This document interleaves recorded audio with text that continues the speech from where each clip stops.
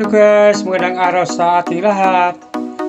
Ito, nagkataon naman na nabigyan kami ng time na makalabas at free yung aming sasakyan ng aming company. So ito, kapag-galaan na rin kung saan. At ito nga, pinupunta rin namin is yung train station at alamin namin kung anong oras yung train papuntang Tibudi, kung saan yun yung kanilang tourist spot na maraming pasyalan. So let's go, lakad tayo. While naglalakad, kuha tayo ng mga souvenir videos sa mga lugar kung saan na dadaanan namin. So almost kami lang yatang gumagala rito eh. Anong oras ito? Ano pa lang, almost 2 PM. So walang katao-tao, ano? So dito yan sa Odin City, sa Denmark. Okay, let's go. Walking para ma-stretch yung ating mga Alright! Hi guys! Namin karon sa Odin, Denmark. Ang via plane vacation ng tropa. Hi vlog, welcome to my guys. Audience! Sa kabila. Yan. Pumulang tayo ng rombo. Papapasan din is makikita rin natin yung train station nila by GPS. Yan. Okay. So ito, nakadaan kami sa supermarket nila. Tawid uli at may sila yung kasama na taga kanila. Ngayon, malapit-lapit na yata kasi meron ng train, release ng train. Ayan. So medyo malapit-lapit na yata. Kunting lakad pa siguro. So ito, 360 uli, lakad uli. So kita nyo naman guys. So ayun o.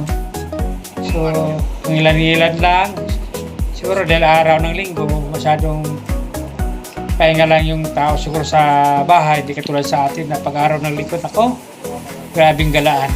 Dito tingnan mo, mga ilan-ilan lang yan, mga 2 PM yan.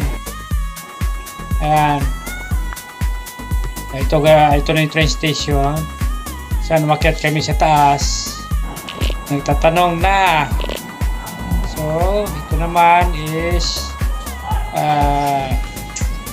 ano rin to, yung pasyalan din siya na merong kwento tungkol sa mag-jowa. So yun, yung ginawa nila na yan. Ayan. So lakad-lakad 360. Ayan, may napadaan din. May 4 din nakatambay. Okay, ganda ng mga flowers na guys. Walang katao-tao guys eh. Kami lang yata, pero tingnan natin pagdating dito sa lugar na pupuntahan namin eh, malamang siguro nasa loob yung mga namamasyal. Okay? Alright! Okay, yan kami sa H.C. Anderson's house. Yan, papasok kami dyan ngayon. Gaganda, puro kahoy yung nakadesign talaga. So, hello baby! So dito na yan, ito yung putuan na yung papasok doon. So kailangan mo munang magbayad para mabigyan kayo ng walkie-talkie dyan sa loob bago papasok. So dahil kaming lima, ayaw naman lumabas, pumasok nga pala. So dito, buo ng video at maya pumunta sa likod, umakyat sa taas at umorder ng kape guys. Yun. Nawala din yung antok sa kalakad. Pagod din. Sarap ng kape.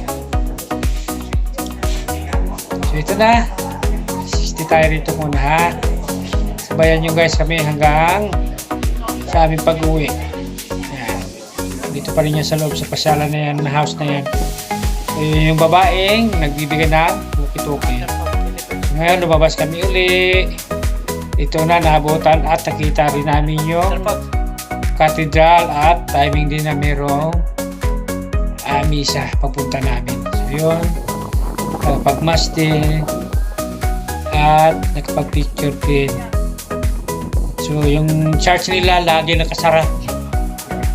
Kung papasok kayo, ayun, tutulak nyo lang at yun, para makapagsimba sa loob. So ito, taking souvenir again, video, picture, saka ang lawak, ito sa harapan ng simbahan nila yan. Doon sa kabila, yun yung mall nila doon, timing din na nakasil ngayon. Kaso lang, kahit nakasil, nako, dollar pa rin mataas ng presyo guys. So wala, tingin-tingin na lang, lakad-lakad, and then ikot ulit. So yun, ayan. So nakakatuwa lang na mamasal dito sa lugar nila.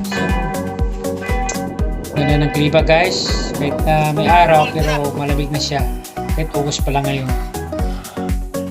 So dahil October, winter na rin dito sa Europe. Yan, dito na rin ito, pasyalan ito ni Renorope. May mga tawag ditong kalapati. Ayan, ang dami kalapati nila dyan. Yan. Alright. Okay, lakad ulit. Punta din sa kabila.